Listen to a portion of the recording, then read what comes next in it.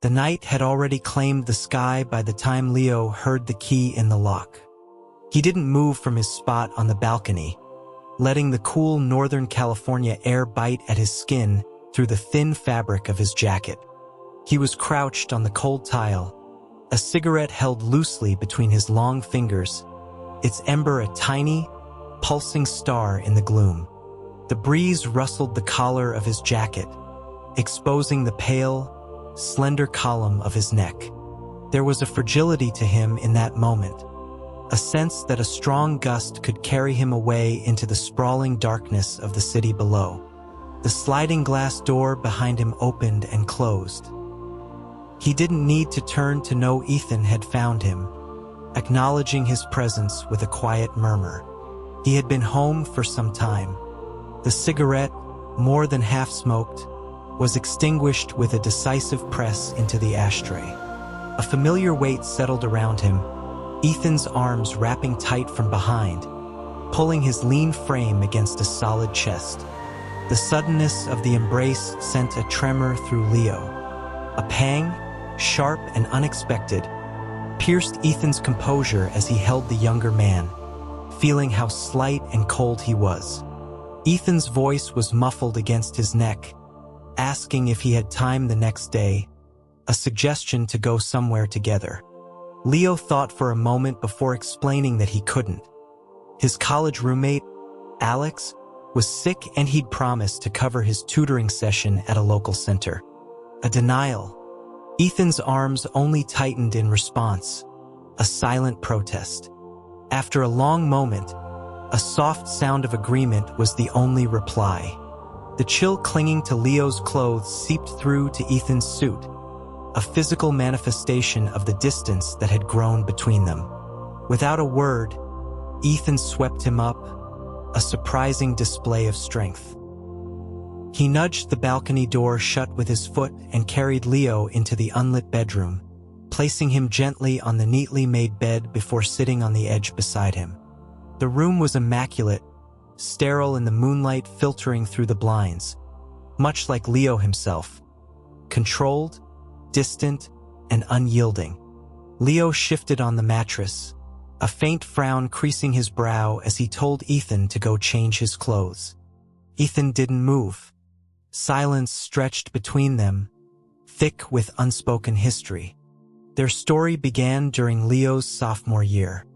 His grandmother, the only family he had, was hospitalized, and the medical bills were astronomical, far beyond what he could earn from part-time jobs. That was when Ethan had approached him. They had met a year prior at a university symposium where Ethan, a prominent tech entrepreneur and alumnus, was the guest speaker. Leo, a top student, had been assigned as his guide. There was an intensity in Ethan's gaze from their very first meeting, an interest Leo hadn't understood at the time. They had exchanged contact information, leading to a series of one-sided conversations initiated by Ethan. Then came the offer: coverage of all medical expenses, a staggering sum, in exchange for 3 years of Leo's companionship. He was 19, Ethan was 32. Leo had accepted. Ethan had astutely leveraged his desperation and his devotion to his grandmother. He had bought 3 years. Now, with Leo's graduation just weeks away, those 3 years were coming to an end. In the dark room, one lying down and one sitting, the silence was a living thing. Leo's gaze was fixed on the ceiling, his mind a whirlwind of static. He could feel the heat of Ethan's stare on him, an insistent pressure. The shadow beside him began to lean closer. Leo raised a hand, pressing it lightly against Ethan's shoulder, reminding him that the housekeeper had left dinner in the kitchen. But tonight, Ethan was not so easily deterred.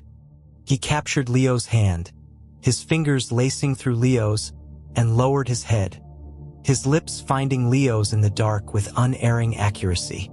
It was a brief, questioning touch. With a sigh that was felt more than heard, Leo's hand moved from Ethan's shoulder, grabbing the silk tie and pulling. Caught off guard, Ethan tumbled onto him.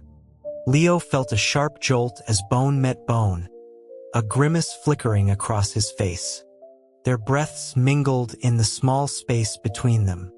Noticing the pained expression, Ethan quickly propped himself up, his hand moving to gently rub the spot he had struck, a silent question of apology. Leo didn't answer.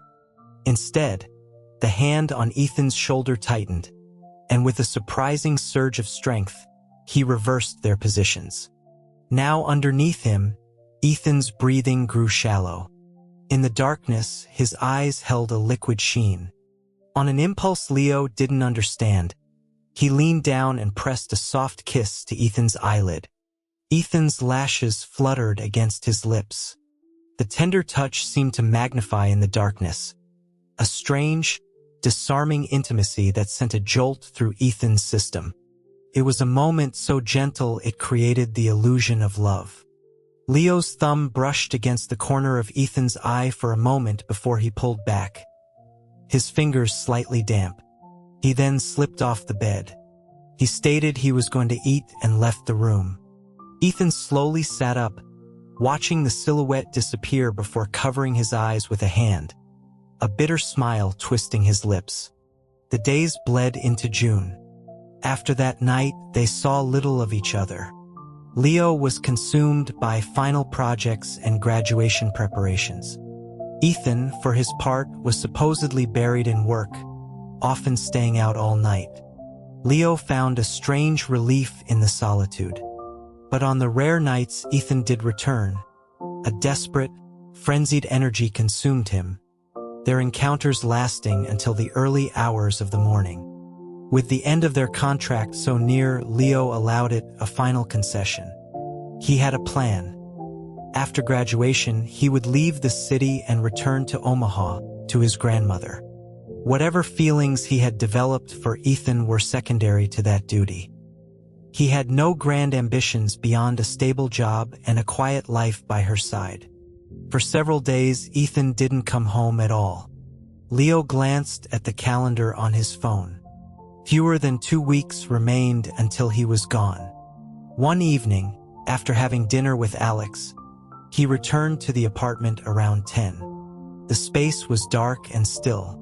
Ethan wasn't coming back tonight either. As his hand reached for the light switch, a strong grip suddenly closed around his wrist, yanking it down. The scent of bourbon was overwhelming. He called out Ethan's name in confusion. The figure in the dark didn't answer, merely holding his hand in a stubborn grip. Leo found the situation absurd, telling Ethan he was drunk and asking why he was sitting in the dark. Ethan lunged forward, collapsing against him, the dead weight making it hard for Leo to breathe. He was clearly past the point of coherence. With a sigh of resignation, Leo supported his weight with one arm and fumbled for the light with the other.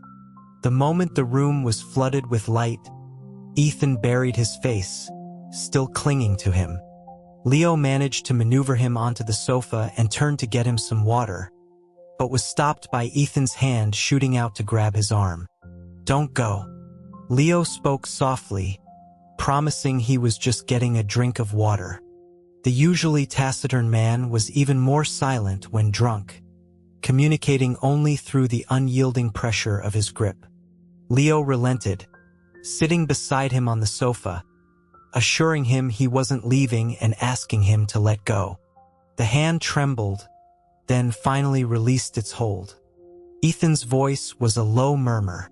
"It's not just that. Don't leave."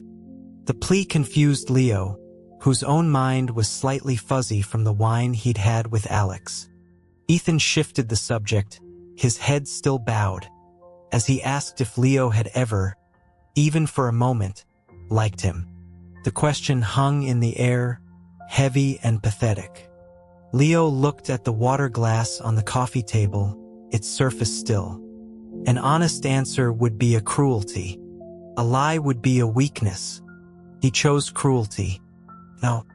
Ethan's jaw clenched. A single tear escaped and fell onto his dark trousers, spreading into a darker spot. From the first moment he had seen Leo 3 years ago, Ethan knew he was lost. He had thought it was a fleeting infatuation, but the passing years had only deepened his entanglement. These past few weeks, he had forced himself to work late, to sleep in his office, trying to acclimate to a life without Leo. It was useless. He couldn't stay away, yet he was met with the cold truth. Leo felt nothing for him. "What am I supposed to do with you, Leo?" he thought. Seeing the tear, Leo felt a rare flicker of hesitation, but he offered no words of comfort. Ethan didn't need platitudes. He needed a reciprocation that Leo could not give. A self-deprecating laugh escaped Ethan as he wiped his eyes. When he looked up, his expression was unreadable, save for the redness rimming his eyes. He wanted him, he said, the statement completely disconnected from their conversation.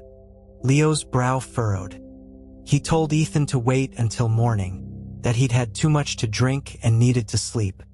But Ethan's gaze was defiant, and when he met the coolness in Leo's eyes, a flash of pain crossed his own. His tone became flippant. "Why not today?" He lurched toward Leo, his drunken movements clumsy. When Leo tried to push away his fumbling attempt at a kiss, he asked what had been wrong with him lately. Ethan's hands, hidden behind his back, trembled. He tilted his head back, exposing the vulnerable line of his throat, and posed a question of his own, asking what kind of person Leo liked. Before Leo could answer, Ethan's lips were on his again, a desperate, messy kiss. He murmured against Leo's mouth, a litany of adjectives: sexy, innocent, cute, bright, punctuating each word with another kiss, his voice thick with a sorrowful, hidden plea. "I can be anything for you." Leo remained passive until Ethan's lips parted to speak again. He stopped him. "Ethan, don't be like this." The words were a catalyst, another slash across an already wounded heart. A switch flipped. "Why can't I be like this?" He forced Leo's head up, making him meet his gaze. "The contract isn't over yet. Aren't you supposed to fulfill your obligations? I want you now." The words were a command, each one dropping like a stone. An expression of stunned disbelief crossed Leo's face. Seeing it, Ethan felt a fresh wave of bitterness. He raised a hand to cover Leo's eyes, unable to bear that look any longer, while his other hand moved with clumsy determination. Later, Leo was deep asleep. Ethan slipped from the bed, his movements careful in the dark. He reached out, his fingers tracing the outline of Leo's face, over and over, as if trying to commit every line to memory. Ignoring the dull ache in his body, he found a pack of cigarettes and went to the balcony, closing the door softly behind him. He stood in the same spot Leo often occupied and smoked one cigarette after another until the pack was empty. As dawn began to break, he aired himself out until the smell of smoke was gone and returned to the bedroom. Leo was still asleep, his face buried in the pillow. Ethan sat beside him, gently pulling the covers down to reveal his peaceful expression. He watched him for a long time, until a sliver of sunlight broke through the curtains. He leaned down and pressed a fleeting kiss to the corner of Leo's mouth. Hunger woke Leo. The space beside him in bed was cold. He glanced at his phone. It was after 10. After showering, he found breakfast in the microwave, left for him by Ethan. He ate, a strange quietness settling over him. That afternoon, he went to campus to finalize his graduation requirements. In 3 days, he would be on a train back to Omaha. His grandmother preferred the quiet life of her small town. It was for the best. The less she saw of his life here, the better. In her mind, Ethan was a benevolent philanthropist, a savior. She would never blame Ethan for their arrangement. she would only blame herself for being a burden. The thought of causing her that pain was unbearable. His grandmother's health was failing. He could hear it in her voice during their recent calls. The most important person in his life was his grandmother. The person he had wronged the most, to whom he owed an unpayable debt, was Ethan. He understood Ethan's feelings, but he could not return them. They were from different worlds. The only question left was how to say goodbye. By evening, he still had no answer. He decided to make dinner, stopping at the grocery store on his way home and picking out ingredients he knew Ethan liked. As he was leaving the store, juggling bags, his phone rang. He assumed it was Ethan calling to say he wouldn't be home. He answered, clamping the phone between his ear and shoulder. Before he could ask if Ethan was coming back, an unfamiliar voice spoke. It was Mr. Harrison, Ethan's executive assistant. Leo paused, putting his groceries down. He had met the assistant once or twice. An uneasy feeling began to creep in. Mr. Harrison spoke with a practiced, sterile politeness. He relayed Ethan's message. The contract was fulfilled, and as a gesture of satisfaction, the deed to the apartment and a wire transfer of a significant sum would be arranged. It was all business. Henceforth, their connection was severed. There was a pause, and Leo could faintly hear Ethan's voice in the background, giving another instruction. Mr. Harrison added that should Mr.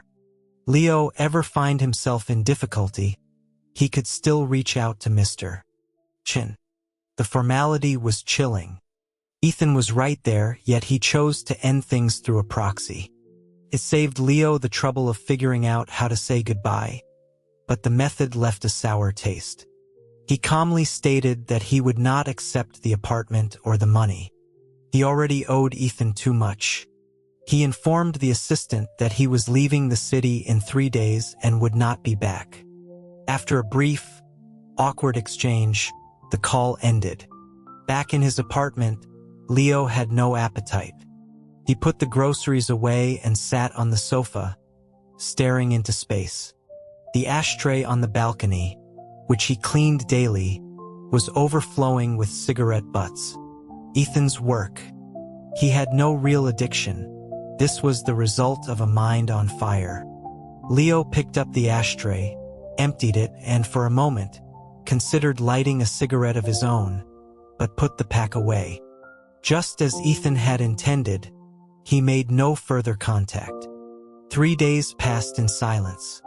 Leo packed his few belongings, cleaned the apartment, and left the key on the shoe cabinet by the door.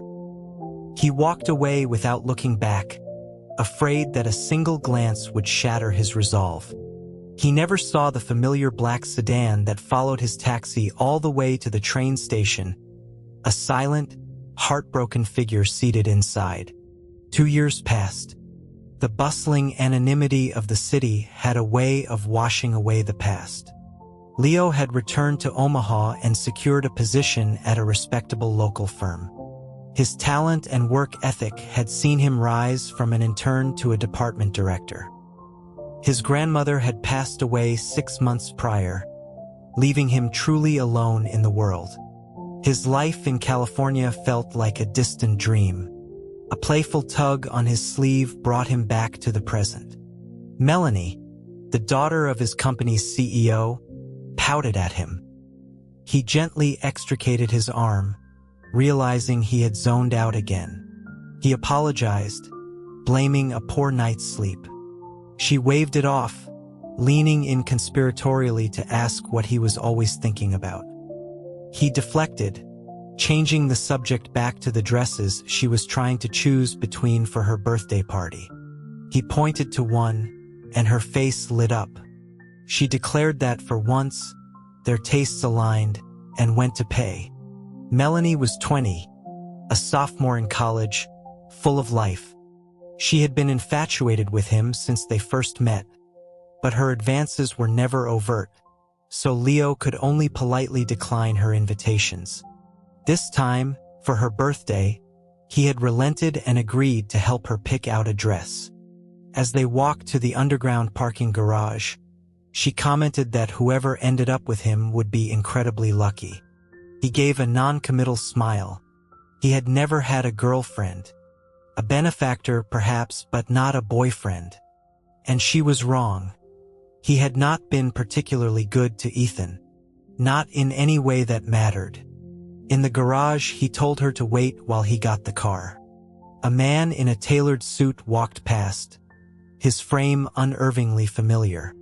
By the time Leo turned for a better look, the man was already getting into a car with out-of-state plates. He shook his head, a wry smile on his face. He was seeing things. Ethan was 1,000 miles away. Lately, an old, unsettling feeling had returned. The sense of being watched. It had happened before, right after he first moved back to Omaha, and again at his grandmother's funeral. A persistent, unseen gaze. Now it was back. He decided to confront it. One Friday, instead of going into his apartment, he took the elevator to his floor and then slipped into the emergency stairwell. He waited. 10 minutes passed. Nothing. The elevator remained on his floor. Had he imagined it? Just as he was about to give up, he heard a faint sound from below. He decided to go down, a risky move, but his frustration outweighed his caution. He descended the stairs quietly. On the final landing, a figure was sitting on the bottom step. His heart leaped into his throat. He started to turn back, cursing himself for coming unarmed. But the figure heard him and looked up. Leo froze. It was Ethan. For a moment, they both stood motionless. Ethan looked gaunt, hollowed out, a ghost wearing a familiar suit. The 2 years had been unkind to him.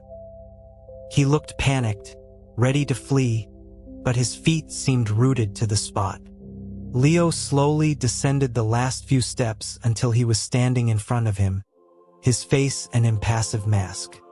He asked if it had been him all this time, following him. Ethan's gaze dropped to the floor as he admitted it was. Leo pressed, asking about the funeral, about when he first came back. Ethan, looking utterly defeated, confirmed that too. Why? The question was soft, but it hung in the air with immense weight. When Ethan remained silent, Leo repeated it. He resisted the urge to grab him, to shout that they had no relationship anymore, that this had to stop. Then he saw a tear hit the concrete floor. Then another. He gripped Ethan's chin, forcing him to look up. His pale face was streaked with tears. Ethan squeezed his eyes shut, a desperate attempt to stem the flow, but 2 years of repressed longing and misery broke through. He wrenched himself free and ran. Leo reached for him but grasped only air. That Friday was Melanie's birthday party. After it ended, Leo, though he had arranged a rideshare for a very drunk Melanie, decided to see her home safely. As he was helping her out of the car in front of her building, another car pulled up behind them, its headlights blindingly bright. He didn't pay it much mind until a figure rushed out of the driver's side and forcefully pulled him back. It was Ethan, his face a mask of fury. Before Leo could ask what he was doing here, he saw Ethan's car, door still agape. "You're following me again." The accusation was flat. The anger seemed to drain from Ethan, replaced by regret. He looked ready to run again. Not this time. Leo grabbed his arm, his grip firm. "We're talking this out tonight." From the car, a now sobering Melanie, sensing the tense atmosphere, gave Leo an awkward wave and hurried inside.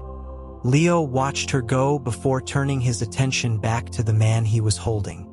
Ethan's eyes were fixed on him, a maelstrom of adoration, bitterness, and pain. For a second, Leo was stunned into silence. He pulled Ethan toward his car, got in, and waited. Ethan followed, docile. Leo leaned back against the seat, studying the man beside him. He looked better than he had in the stairwell, his hair and clothes neat, the successful executive once more, though the weariness was still etched onto his features.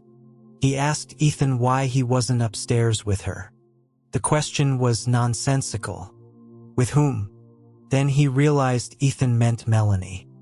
He explained that she went up by herself, that there was no need for him to accompany her. A flicker of something, relief, maybe, crossed Ethan's face, followed by a wave of self-loathing. He asked how long they had been together. The resignation in his voice was palpable, as if he was preparing to finally let go. Leo almost laughed at the word together. He looked at Ethan, a playful glint in his eye. "She's not my girlfriend." The words hung in the air. A faint light returned to Ethan's eyes. Leo leaned closer, the space between them shrinking. "And what business is it of yours if she were?" His gaze was intense, his expression unreadable, but the question landed like a shard of ice in Ethan's heart. His face went white. "What right do you have to ask me?" Each word was deliberate, a precise incision. He saw the hope drain from Ethan's face, leaving behind a stark, colorless pain. He had teeth now, he realized. Claws. And he was using them to tear apart the man in front of him. A strange ache bloomed in his own chest. Ethan finally managed to speak, his voice barely a whisper. "I overstepped." In that moment, Leo lost interest in the game.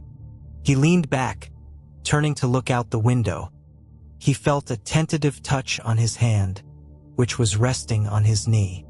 Ethan's cold fingers gently closed around his. His other hand came to join it, as if trying to impart some warmth. He asked, his voice strained, if their original arrangement was the reason Leo was so unhappy. Leo let him hold his hands.